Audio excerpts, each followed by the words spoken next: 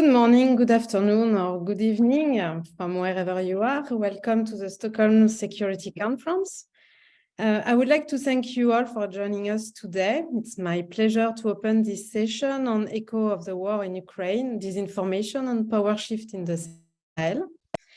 My name is Virginie Baudet. I'm the director of the Sahel and West Africa program at SIPRI. And before I bring in the panelists, let me briefly set the scene. International tensions find a particular echo in the Sahel region. The growing influence of China, Russia, and Turkey on the continent and the impact of the war in Ukraine have led to power shift in the Central Sahel and global competition for power and leadership. We are witnessing political tension with traditional partners and among regional partners, the spreading of critical and sovereignist discourses resulting in a reconfiguration and a diversification of partners. And the lack of results from multilateral engagement in the Sahel and criticisms towards former colonial power are expressed in public demonstrations and online. Disinformation has become a tool that external actors apply to conflict zones and to gain influence. So in this context of the deterioration of the security situation, some governments are looking for new partnerships. As influences and actors diversify, the Central Sahel is a region of the development of unconventional forms of warfare. So this session will discuss these changing patterns, disinformation as a new global tool in different battlefield and context, and the consequences for international strategy, and in the war against terrorism and the power shift in the Sahel. Disinformation has existed for a long time, but the capacity to deliberately spread false information is much more critical today, as it can reach a wide range of audiences in a very short time and at minimal cost via the internet and social media. So the panel will discuss the impact of disinformation on the political landscape and international scene, and the spread of fake news in the Sahel. And we'll discuss also how we can tackle this unconventional form of warfare at the national, regional, and international level. To do so, we are joined by Dr. Joseph Siegel, the Director of Research at the Africa Center for Strategic Studies, based at the National Defense University in Washington, D.C. Dr. Siegel's expertise includes, among others, governance objective and implication of Russia expanding influence in Africa. We have also Ms. Karine Diskiewicz, representative of the Fondation Hirondelle in Niger, where she leads the team of Studio Kalangu. Fondation Hirondelle is a Swiss non-profit organization that supports and develops independent media in fragile context. And our presentation will focus on sticking the facts, building trust, and the cure for disinformation. Dr. Lassane Ouedraogo is an affiliated lecturer at University Joseph Kizerbo in Ouagadougou and a visiting research fellow at the Center for Democracy and Development, and it's currently in Abuja. So welcome all, and it's a pleasure to have you here today. I will now turn to the panelists, and so we'll start with the first theme. West Africa and the Sahel have witnessed quite rapid advances in terms of digitalization and access to information. And it's quite an important factor when discussing disinformation. At the same time, we have witnessed important shifts in the region with military coup, but also with new partnerships. So therefore, considering your different areas of expertise, I would like to ask you, what is the impact of disinformation on the Sahelian geopolitics? We will start with a more general overview of what is at stake with Dr. Joseph Siegel, and then move to Burkina Faso with Lassane Ouedraogo, then to Niger with Karine Diskiewicz, and the final on the institutional approach. So Dr. Siegel, you have the room.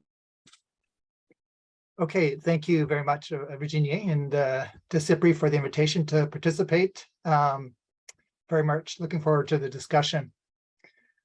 Yeah, I'd like to start in saying that I think, disinformation has become a very central tool in reshaping the security and political landscape in the Sahel.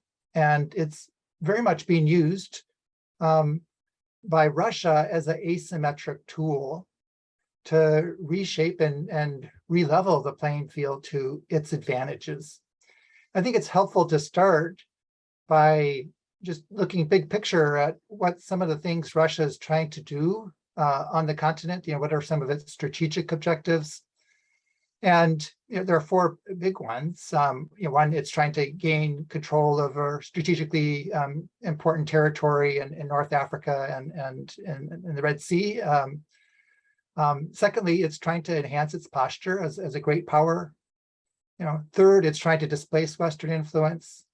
And fourth, it's trying to reshape the international order to one that is anti-democratic, but also one that is disregarding the post-World War II UN convention norms on sovereignty and respect for territorial integrity. So those are the big things that Russia is trying to do, and it's using disinformation on all of those objectives, and particularly the last three, and trying to redefine its role globally, and using Russia really as a theater to try to enhance its posture without actually investing significant resources into Africa.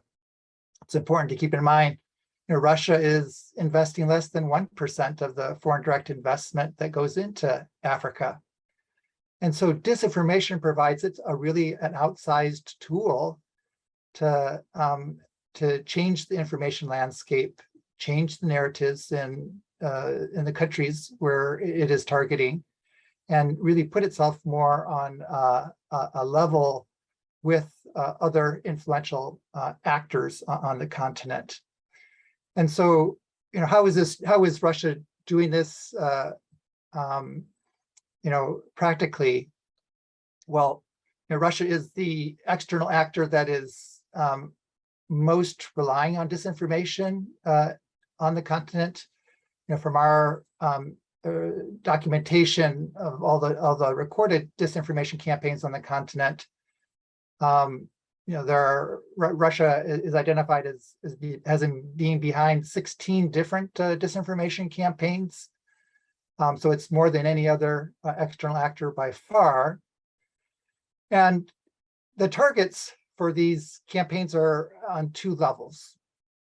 The first level is sort of regional wide, and it's thematic in trying to push out different narratives. It's very anti-Western, anti-democratic. It is anti-UN. It is trying to play up, polarizing themes about colonialism and exploitation by the West that are, shaping how many Africans are looking at their situations on the ground and then internationally. It's very much trying to, it's pushing out a normative framework, an ideological framework that is labeling democracy as a chaotic governance structure. It's presenting a choice that citizens have a choice between democracy or stability. And so very much trying to taint how Africans see democracy, how Africans see the West. So that's sort of a norm shaping narrative more generally. A second layer of what Russia is doing with its disinformation is targeting individual countries. And this tends to be more tactical, more political, where Russia is trying to enhance and provide cover to individual regimes and individual leaders who have agreed to partner with Russia in some sort of co-opted arrangement Usually these are autocratic leaders who lack popular support, and who are unaccountable domestically. And they may be under pressure for security purposes, for economic contraction, for human rights abuses. Russia provides them an international patron that helps protect them from more scrutiny on these issues. And by targeting its disinformation in these countries, Russia is both elevating the posture of these leaders, such as the junta in Mali. We see this in Central African Republic, as well as a handful of other countries, and then targeting the political opponents of these leaders. So very much trying to engage directly in the politics of these countries to prop up leaders through which Russia has been able to gain influence. And so it's very much, these leaders are the entry point through which Russia's gaining a disproportionate influence in these countries without having invested significantly in development or economic financing, or even broader educational, developmental, cultural sorts of initiatives. And so there's a mutual beneficiary of this disinformation. The identified leader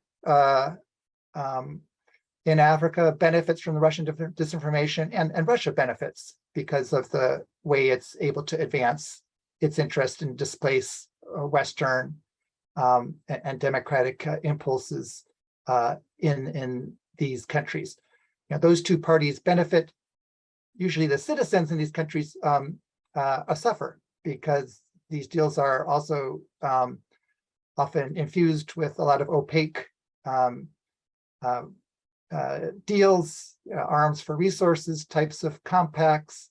There may be subsidization of different Russian interests. So citizens in these countries are the ones paying the bill for the deals being struck, which are really exploitative arrangements, and disinformation helps cover that up. Basically, disinformation is changing the landscape rather than putting the focus on the misgovernance of these leaders and the ways that they're acting unstrategically for their context. Disinformation is putting the blame instead on the West, France in particular, as being the source of all of the problems that these countries are facing. And so elite co-option is a big part of the disinformation strategy at the individual country level. So really, to wrap up, I think, just important to keep in mind, disinformation is an asymmetric political tool that Russia is using. It's trying to very actively reshape the political environments in designated African countries to gain more influence for Russia. I think secondly, Africa is a theater for Russian geostrategic interests. It isn't actually a target. It isn't actually a place where Russia intends to have long-term relationships, and it's investing for some long-term partnerships. Rather, these are partnerships targeting individual leaders who they can co-opt and form a relationship that advances their interests. And therefore, I think it's important that we keep in mind, these aren't African governments. These aren't state-to-state types of arrangements. These are partnerships between individual leaders, sometimes, or individual regimes with Russians. And so there's a very patron-client type of relationship that's emerging that serves their mutual interest to the exclusion of the general population. And last thing, keep in mind, there are high costs for this, and especially cost for African sovereignty, because what's happening is you're seeing the propping up of autocratic governments, those who are unaccountable to their populations.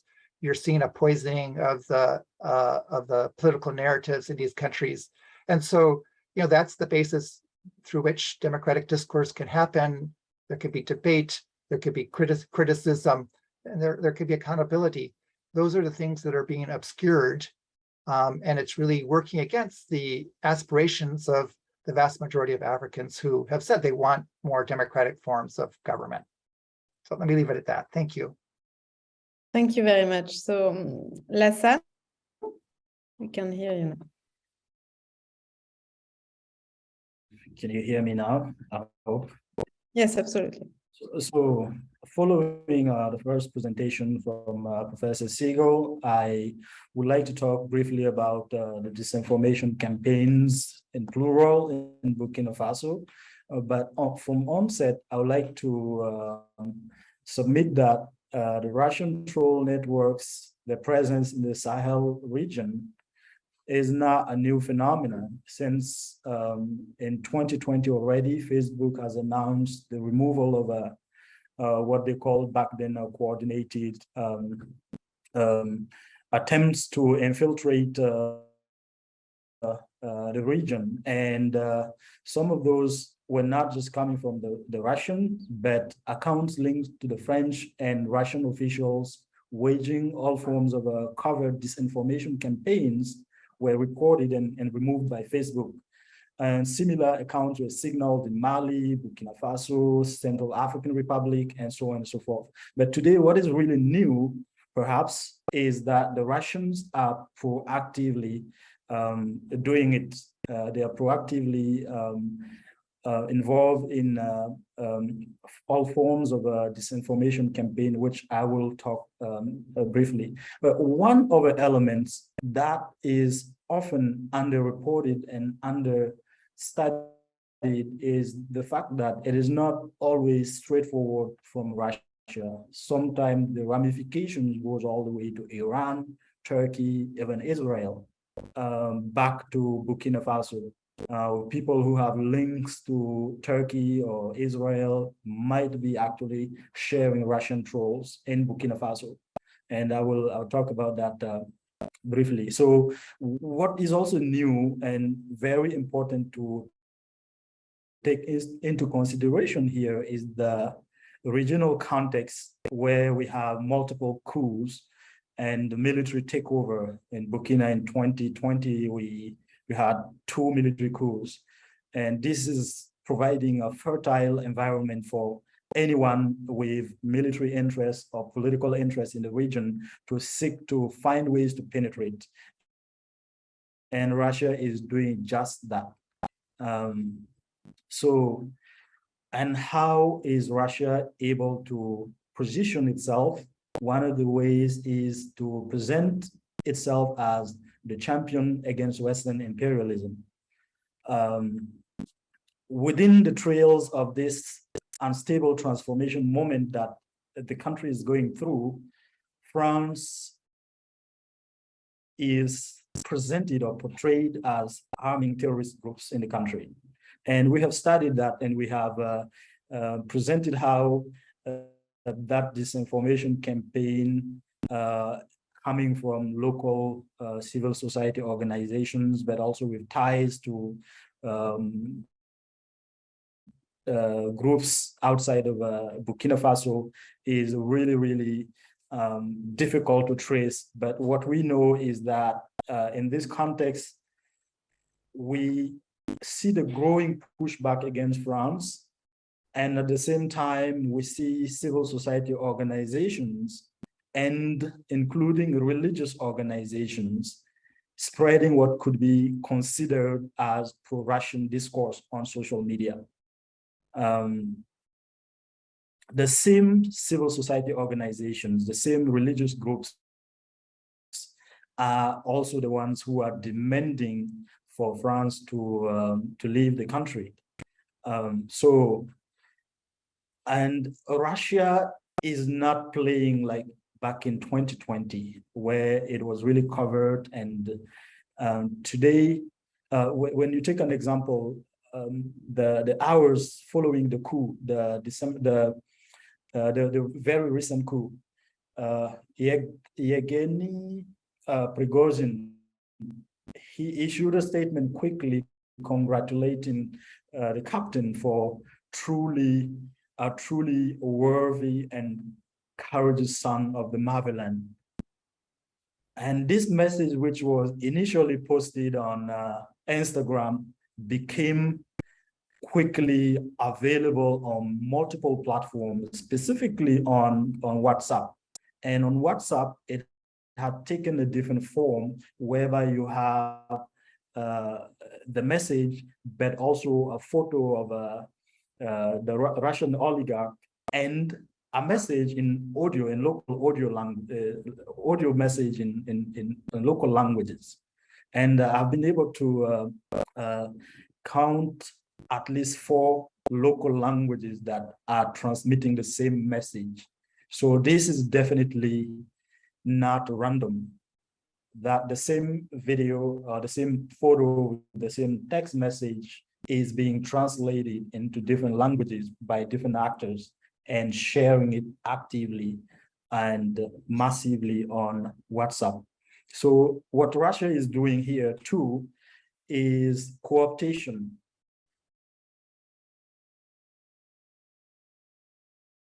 Russia has sought to proactively take advantage of the deteriorating situation in Burkina Faso, whereby, at least from official sources, the country is not controlling 60% of the national territory. So this is big. Imagine one instance that, say, for better or worse, let me take just an example. France is not controlling at least 40% of the French national territory.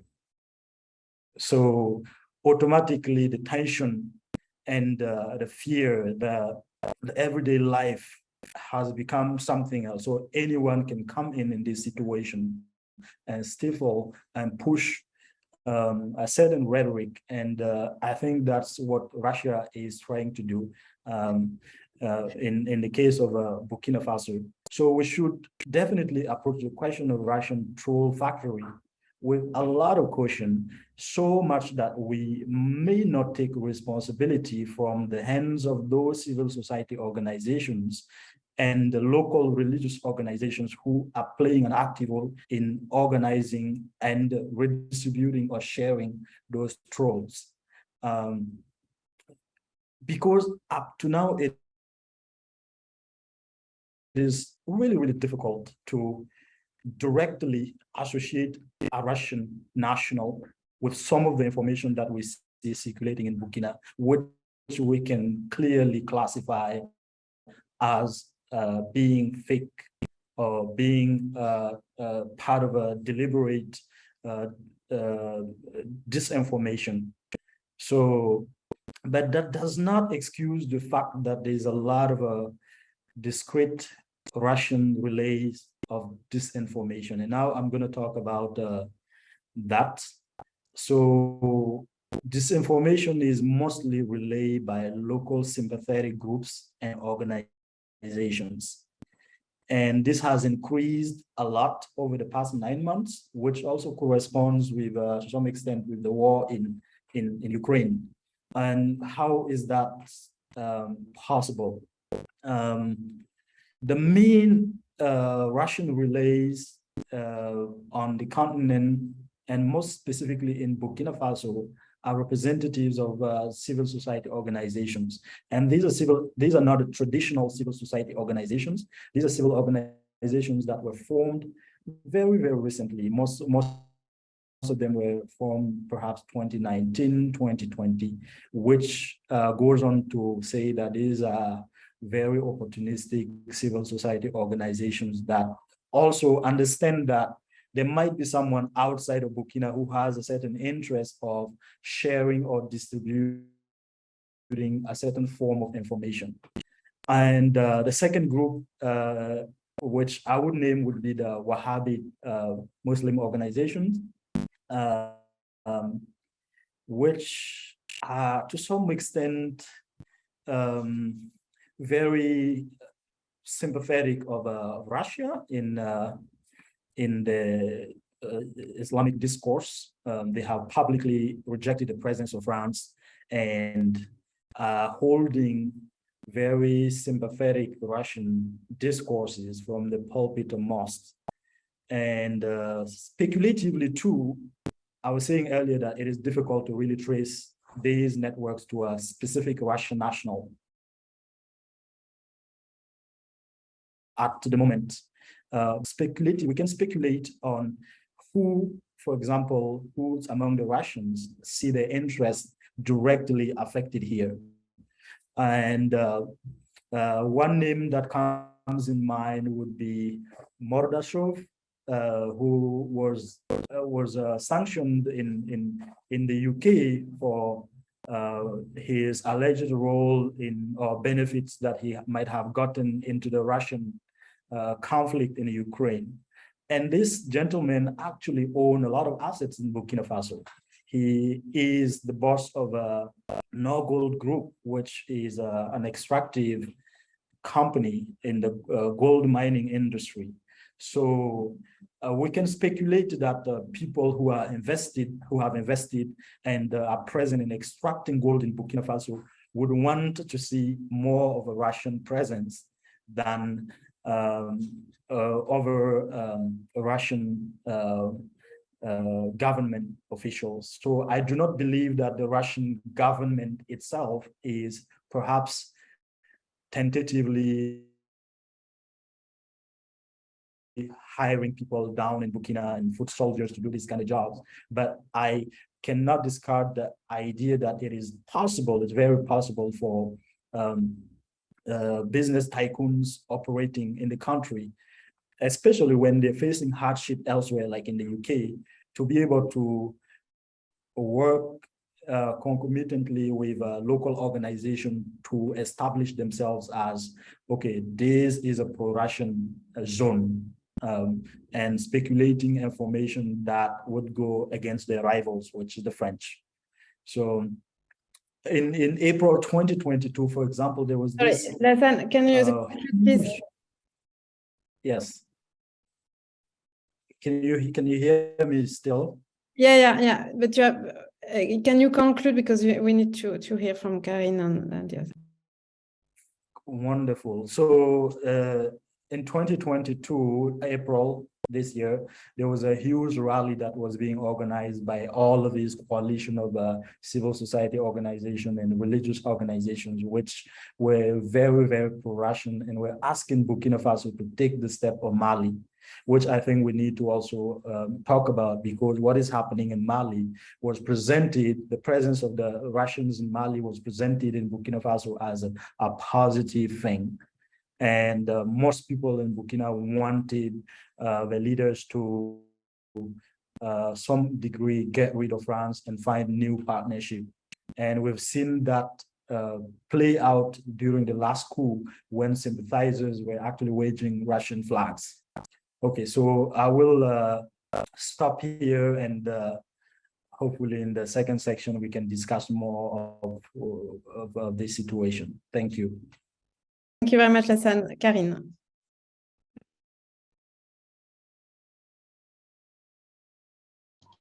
Thank you, Virginie. Can you hear me? Yes. I will try to share my screen. I have a short presentation. It works. Can you see my screen? No, not yet.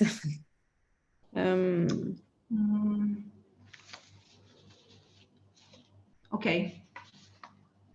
No matter. We will do without. Okay. So yes, I will start with a quick history of disinformation in Niger. I have been living in Niger for more than, yes, you can see now, I suppose. Yes, thank you. Okay. I have been living in Niger for more than 20 years, at a time when there were no cell phones or internet in Niger, only telecenter, where we regularly queued for 2 hours to receive a call. However, false news were already relayed in the fadas, at the market, on social issues like vaccination, sexual and reproductive health, etc. In 2002, Niger was victim of a massive disinformation and manipulation campaign to justify the invasion of Iraq. It was the Nigergate scandal. Nigerians were shocked by this manipulation coming from the United States, which accused of having sold uranium to Saddam Hussein, accused Niger. Let me, in a few words, present the panorama of information in the Sahel, which explains the phenomenon of disinformation. The Sahel, like most of the crisis regions where Fondation Hirondelle works, is characterized by poor access to information, low access to the internet, poor training of journalists, and poor media economy. There is a plurality of media in theory, but balanced media, which express a diversity of opinions and views, are still rare, and even fewer the media that serve the public and the general interest. The analysis of the media landscape in Niger clearly shows that there are no local, professional, neutral, and impartial media. The national radio and TV are meant to address everyone, but they are not trusted by many. They are considered as voices of the government. The independent media have, for the most part, professional shortcomings that prevent them from offering a factual and professional treatment. They usually just cover the news in the city where they are located. It creates information islands which do not cover or poorly cover the multiple regions of the country. The availability of media in rural areas remain limited. Most of these regions where major parts of the populations lives and where many conflicts have their origins are just covered by local community radio, most of them having very few resources with local staff that are poorly paid and have received very few trainings. Unlike Western societies, where access to information goes through multiple channels and a lot online now, in the Sahel, radio remains the #1 medium, especially in rural areas. 95% of people over 15 years of age listen to the radio every day and almost 3 hours per day in some regions. Radio is also the media which people trust most, much higher than the internet. This media context is important to understand how disinformation circulates in the Sahel. Disinformation can have dramatic effect on the dynamic of conflict. For instance, it currently aggravates the ethnic discrimination against the Fulani people, which is a major and common issue in all countries of the Sahel. We indeed see numerous audio recording, as Lassan said, in different language on WhatsApp, inviting the indigenous population to attack the Fulani people, to murder them, or deprive them of their basic rights in the regions where they live, in Burkina Faso, Mali, and Niger. The scale is such that the government of Burkina Faso, for example, strongly condemned in last August against calls for murder and ethnic cleansing relayed on social network, targeting the country's Peul minority. In this context, our work with traditional media like radio, which can reach out to millions of listeners in the region, is crucial to contribute to counter stereotype and to give voice to all communities, including the Fulani people. To summarize the main effect of disinformation, in 3 points. Disinformation weakens social cohesion and exacerbates the inter-ethnic tension, which greatly affects solidarity and living together in the Sahel. It encourages the states to create liberticidal laws, such as the law against cybercriminality in Niger, which weakens the media. It creates violence, uncertainty, and fear, among the local population and against local communities, but also against the international community. For example, the French Barkhane Force has been the object of a massive disinformation on all channels, social networks, written press, in the streets, into the families. This disinformation has largely contributed to the events of Terra in December 21, where the passage of the Barkhane convoy resulted in 3 Nigerian deaths. To conclude, I would say that it's clear that disinformation have real and concrete effect in the Sahel, including on the level of violence, which has strongly increased the region these last years. Thank you. Thank you very much, Karine. So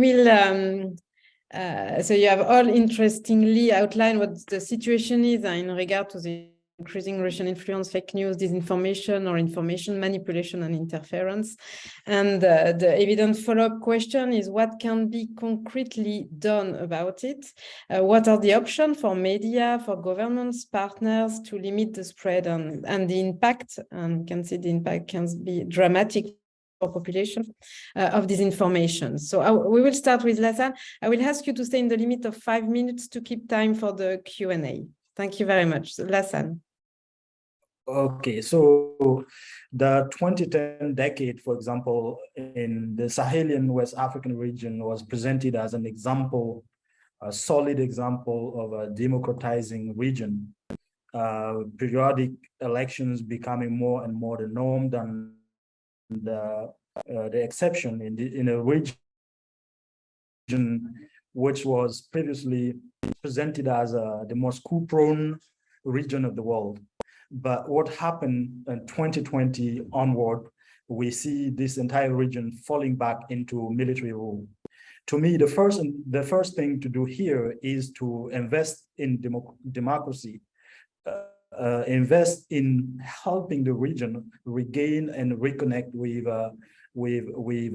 democracy, because the rise of disinformation is to some extent co-constitutive of the African search for a new political coexistence. Democracy, as it has been played out and practiced, has not met the promises of democracy. So that is why we have seen in the first place a rise of civil society organizations who are even able to topple governments. But those civil society organizations are not mandated by anyone to do that. They're doing it because they are victim of lack of democracy. So, and with this civil society organization getting involved in the handling and the manipulation of the handling of a state governance and so on, it has opened a huge void. Because we have seen the fall of these governments, we have seen the fall of the fragile democracy, and at the same time, we have also seen the rise of terrorism in the region. So, which does not allow these regions to really be able to focus on democracy. So there's more demand for democracy than the states in the Sahel can afford to give to the people.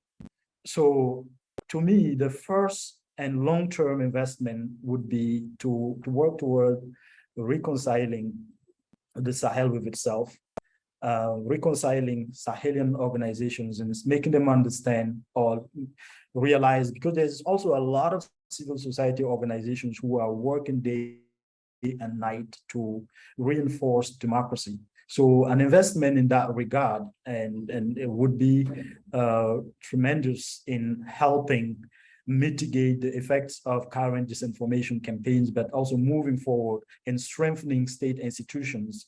And because when we have strong institutions, when we have democratic regimes, then those regimes would not be busy protecting themselves. They will be busy working for the people and protecting them from all of these forms of disinformation. So that is what I would submit as a long-term solution to this disinformation. But also a second, but maybe not a super appealing one, is to work with these military regimes, but they do not have any interest in the spread of disinformation. They themselves oftentimes do not know how to combat it. That is why we have seen the use of a strong measure to curtail media. I've seen that in Senegal, in Mali recently, of civil society actors being shut down, social media platforms being shut off. So perhaps it's just because they do not have the necessary incentives to actually fight disinformation, because they don't know, they don't often have the resources to do it, and the available resources is not also being used efficiently in the fight against disinformation. So when I see traditional partners backing out and not coming in support of these failing regimes, what do they want? If it's a void, then people who like to put their hands in messy places will come in, and that is not good for the region. It's not good for the international community or traditional partners either. So to me, those are two important ways to, there's no easy way to go about it. There's no roadmap, no clear way to go about it, but research is being done a lot already. But that research is not being, in my mind, being used efficiently on the ground either. We have institutions like Studio Kalanga and many other fact-checking organizations that are doing a tremendous job on the field. But again, even they themselves are losing credibility because they are being funded by external donors. And when they fact-check something, and they're not able to push the fact-checked information to take the same routes that fake information has taken. So I am sure my co-presenter from Niger would definitely be able to speak on that. So thank you again, and I look forward to the questions. Thank you very much, Lassane. Karine, you have the floor. Thank you, Virginie, and thank you, Lassane. I will continue with my presentation. I hope it works. So I will start by presenting the approach of Fondation Hirondelle, countering and responding to disinformation means, first of all, to provide reliable news and information to the local population, rebuild trust with the audience. This implies to support the media in the perspective of a professional work in respect of their ethical and deontological code. It needs to have a detailed knowledge of the country's media landscape. As Benjamin explained very well before, focusing only on the social media would risk leading us to the whole digital world. However, in Niger and in the Sahel, a minority of the population only is connected. We then have to address concretely this online-offline gap, and we must work on this hybridity. We should work to reach the largest number of population if we want to have a real impact on social cohesion and strengthen the rule of law. Our challenge on the field, first, our internal limitation, security and access. Today, no journalist can travel to the 3 borders. Also logistic, finding competent people to work in the local language. It's a challenge. But also the absence of media education for the majority of people. Media literacy programs are crucial to enable the citizens to make their own opinion. Another challenge is that our local partners sometimes come with contradictory injunctions between their values and their interests. And lastly, take the measure of the cost. Debunking needs human resource and a lot of time, and the need for having a longer term vision, following the example of Radio Ndekeluka in Central African Republic, a national radio station created and supported by Fondation Hirondelle since 22 years. Radio Ndekeluka has been the leading media in the country for some years, the only on being able to respond to the massive disinformation campaign that have been spreading in the country this last year.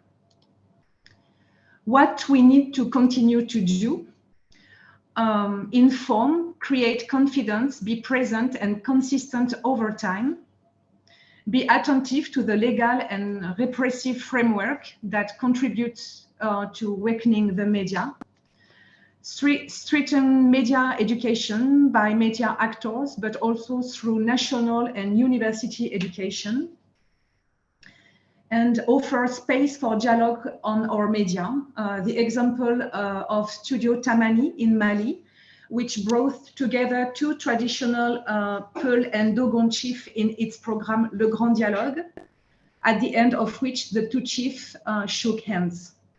Thank you. Thank you very much, Karine. Joseph? Okay, thank you. I think a lot of my remarks would just be reinforcing some of the points already made. But I would start by just framing that disinformation is a problem around the world. But it's been a particularly pernicious problem in Africa because Africa is such a permissive environment. There aren't the same levels of checks and balances. There aren't the established trusted media platforms like Karine is saying that provide some sort of trusted middle ground of information that can help marginalize some of these disinformation narratives. Rather, the disinformation narratives are able to come in and have disproportionate influence. So I think we want to appreciate just how permissive of environment Africa is and the challenge that it is facing. And I think in that sense, while I agree with my co-panelists that we've been dealing with propaganda for millennium, there is something new happening here. Since 2016, the number of social media users in Africa has tripled from 100 million to 300 million people, most of them youth. And so it's a very different information environment, and the use of social media has allowed those who want to pervade disinformation, and especially external actors, it provides them asymmetric access to a far wider audience than they've ever had before. And they can do it very surreptitiously. So, hiding the trail of where it's coming from and denying responsibility. So I think that the challenge is a different one. And the potency of what we're seeing with disinformation and how it's manipulating narratives is far greater than what we've seen previously. And so I think, in terms of counter strategies, we really want to be looking at how you can strengthen and build resilience within Africa's media environment. And I would put a strong emphasis on strengthening the capacity within Africa for countering disinformation. As Lassane was saying, there are some fact-checking organizations out there, but they need to be, there need to be a lot more of them. They need to be better capacitized. The flow of information, disinformation is so great. The need and the capacity to absorb that and to dissect it and call it out, I think really needs to be enhanced. And it has to happen from within Africa. I think that's where the most credible counter narratives are going to come from. And frankly, to raise the reputational cost for those who are behind disinformation. Right now, there hasn't been much of a cost. So we can expect to see more of it.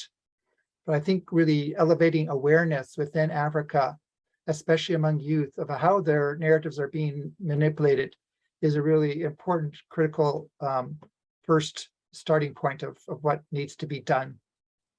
And I think that pairs very closely with Kareen's point.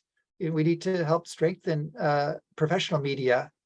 One of the reasons disinformation is successful because it fills a vacuum, and there needs to be more credible analytic news narratives out there that are trusted, and that really helps. If that can help to filter some of these disinformation campaigns that are having such an influence. I think closely tied with the raising information and raising awareness is there needs to be more work with the social media companies to monitor and take down disinformation campaigns as they are identified. And I think the social media companies have been very slow to do so. They've been underinvesting in Africa on the moderation. And even when presented with information, they've been slow to act on it. And so I think there needs to be more pressure with them to do so. I would also like to reinforce a point Lassan made about reinforcing democracy. Again, one of the reasons that Africa is permissive is because there aren't enough checks and balances. And especially, again, when we think about who's benefiting, and these co-opted leaders can enter into these deals with external actors, namely Russia, because they don't bear much domestic cost. There aren't strong enough checks and balances from legislature, from media, from the judiciary. And so I think investing in those institutions so there are more internal checks and balances, and these leaders can be held accountable for the colluding partnerships that they're entering into is a really important effort that is required and can help, again, to mitigate disinformation. And again, I think Lassan makes a really powerful point. West Africa was in a democratic leaning direction a few years ago, and now it's shifted. And there are a lot of factors involved with that. But I don't think we want to minimize the role that external influence and disinformation has had in shifting that and shifting the narratives towards democracy on the continent. And the last point I would make is that we should recognize that because there are certain political actors in Africa that are benefiting, and sometimes these are the actors that are in power, whether a coup leader or some other co-opted leader, we can't expect that the change is going to happen from the governments. It's going to have to be civil society reformers and media and other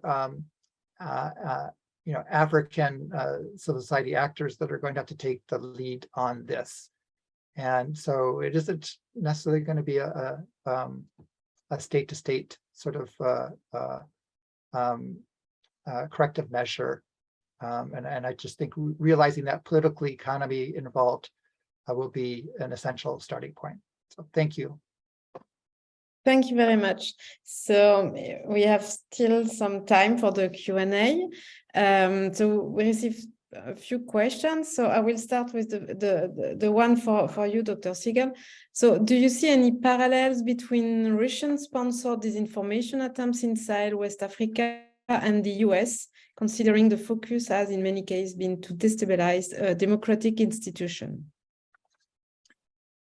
I see that as a false equivalence. I think in the contemporary era, you don't see the U.S.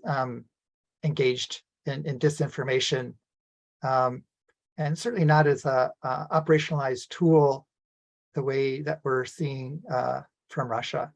I think the criticism I have for the US is that it's not engaged enough in Africa. I think the US has been absent, especially on the ideological level, and promoting more democracy and helping Africa's democratizers gain traction and strengthen their institutions. I think there's, I think the US has had its focus elsewhere. And so I don't see there being a comparable focus there. And I would just come back to what I said at the beginning. Why is Russia using disinformation? It's doing that because it doesn't have a compelling economic, social, cultural, developmental narrative that resonates in Africa. Russia, the size of the Russian economy is about the same as Spain. So Russia's economy is about 1/25 of the combined economy of the EU and the United States. And so what Russia's trying to do is balance the playing field. It's trying to use disinformation as an asymmetric tool to put the West on the defensive, to blame the West for all of Africa's problems, and in the process to create more opportunities for itself. Thank you. We have another question to Karine and Lassan. You mentioned radio to be the prominent medium of mass media, and the range of radio in these areas is larger than social media, considering that smartphones are more expensive than a traditional radio. Do you see any specific class angle to disinformation attempts when comparing the radio and social media? Lassan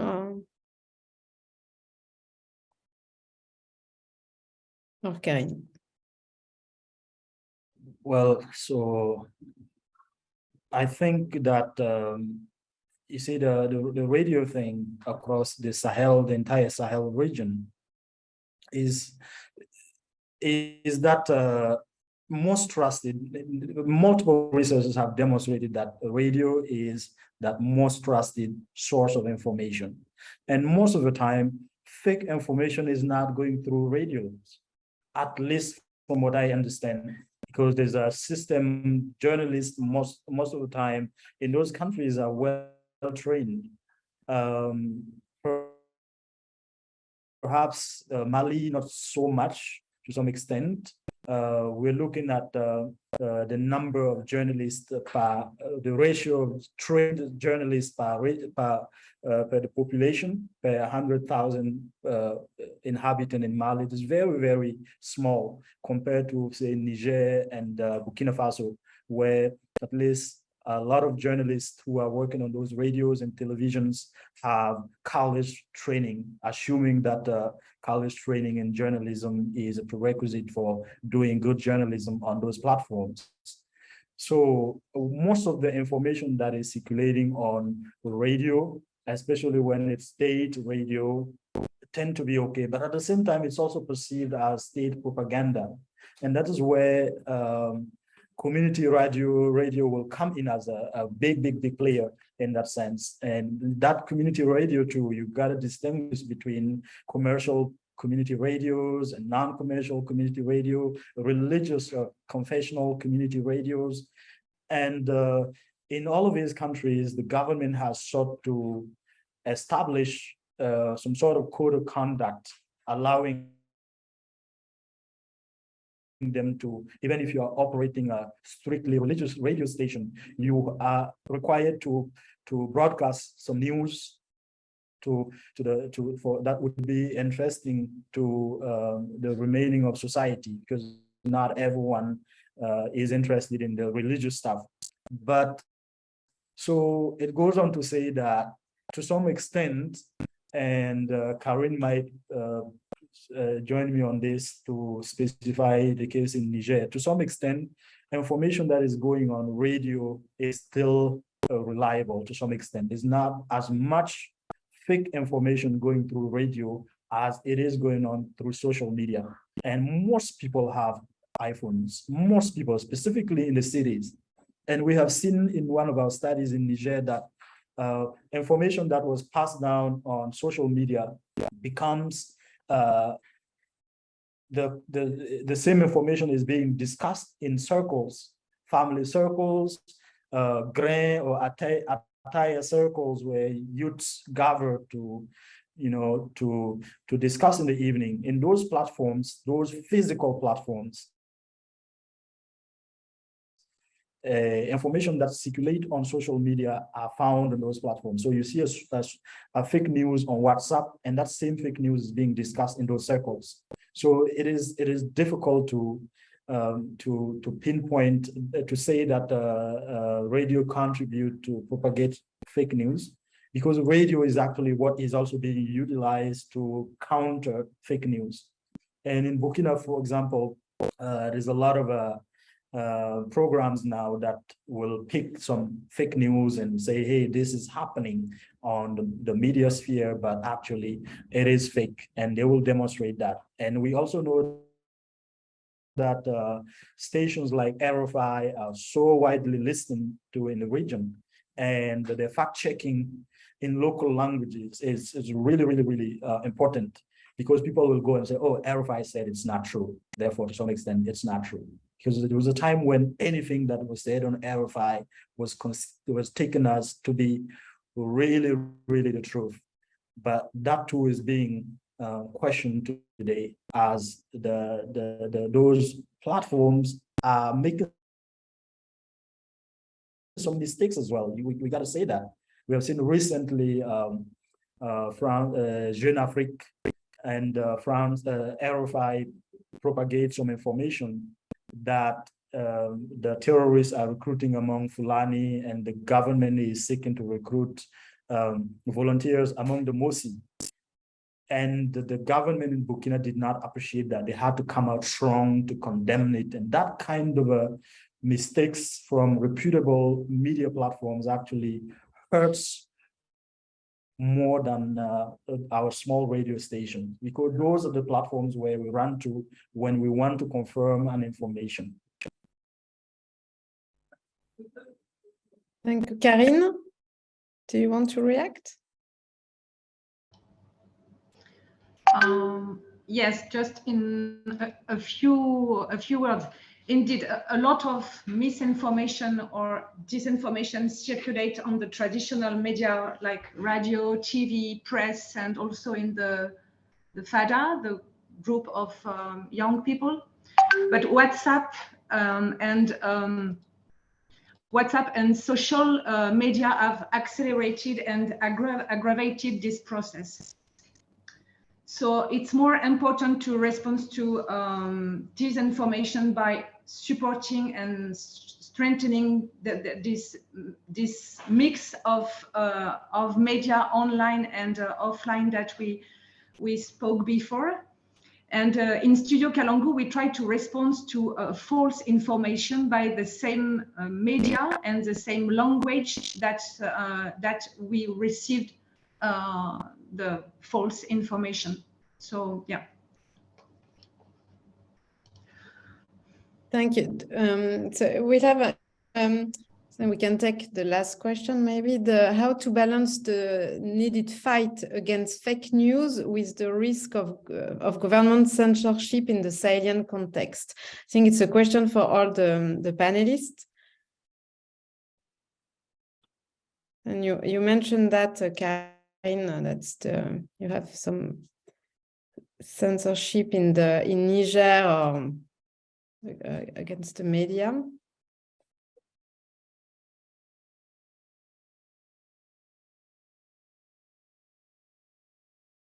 Hassan or Karine?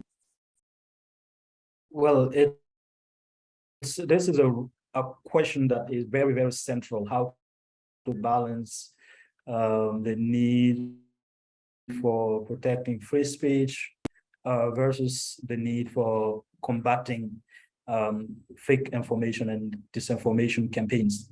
This question remains very, very relevant, and working with multiple actors on the ground who have a good understanding of the local context and also working with media platforms such as Meta and the affiliates, whether it's Twitter or Facebook or Instagram. Working with them, as the professor had mentioned earlier, would be very, very important and key here, because oftentimes people on the ground would identify information as being fake, as being problematic, and when they report it, it does not violate the clause of Facebook or Meta. And in that kind of situation, what do you do? And at the same time, we did have some other forms of communication that were happening in real life that were not considered to be fake news. And I'm talking here about joking relatives, for example. There's certain things that I can say to a Fulani if I'm a Bobo, for example. But if I mention that on Facebook, I'm going to get shut down, because this is not acceptable language to address to another human being.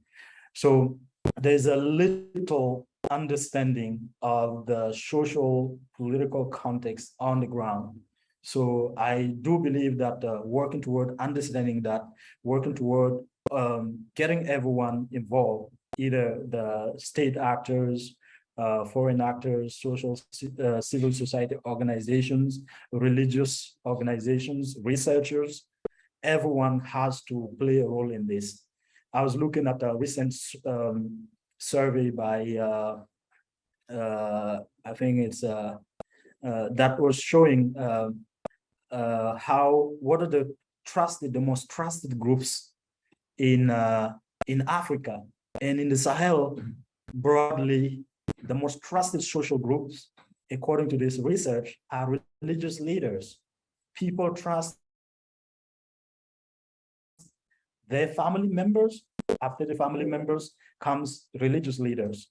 And I think state actors come in the third or fourth place.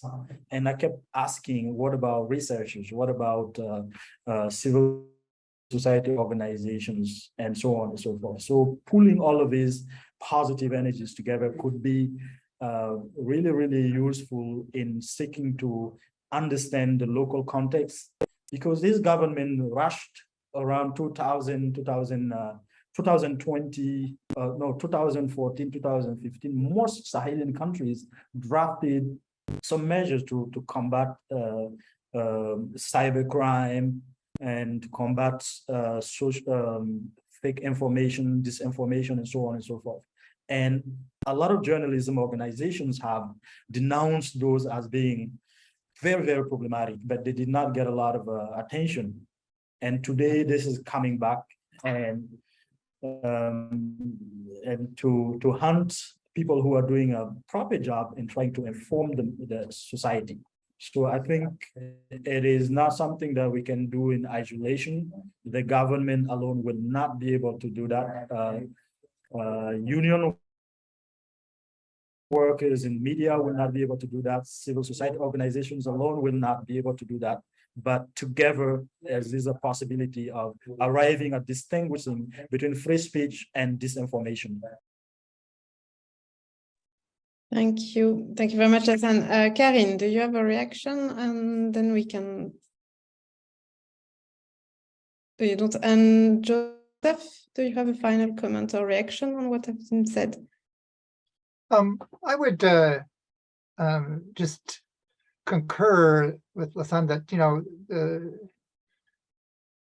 censorship is sort of not the it shouldn't be it's not the solution. Censorship itself is just counterthetical to a democratic society. But in any democracy with free speech, there are still some limits. There are filters. You can't cry out fire in a crowded theater.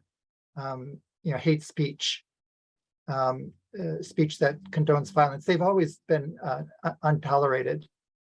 And I think what we're having to grapple with is the distortion of truth is poisoning the atmosphere for genuine dialogue within society. And so I think we have to grapple with how do we help to filter out things that are intentionally false. And you know, it is a tricky question because that can be easily abused. As I had mentioned, often it's the government authorities who are benefiting from disinformation. And so they alone are not the ones who should be making these decisions. But I do think some sort of civilian or civil society oversight board is going to be needed, where disinformation concerns can be put before the review board of you know, experts, apolitical experts who review the facts on what we know about a disinformation message or campaign. And then they make a decision that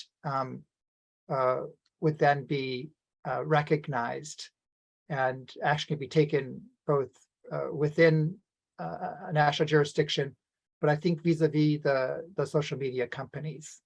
So all that said, I don't think it should be with one entity. There needs to be multiple entities. We want to bring in the technical expertise of how this is weighed. There have to be clear criteria of what you know, what qualifies as disinformation and assesses the risk that it poses to a society. But I do think we need to think about how we strengthen the filters for the information that's getting out there.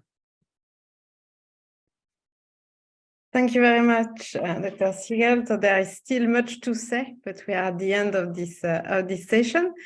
I would like to thank you all, thank all the panelists for joining us today. It has been a pleasure and to listen to your insights. We have learned a lot and we have a lot to take forward. I would also thank the audience, and it has been a pleasure to host you as well. So have a good evening or afternoon. Thank you very much.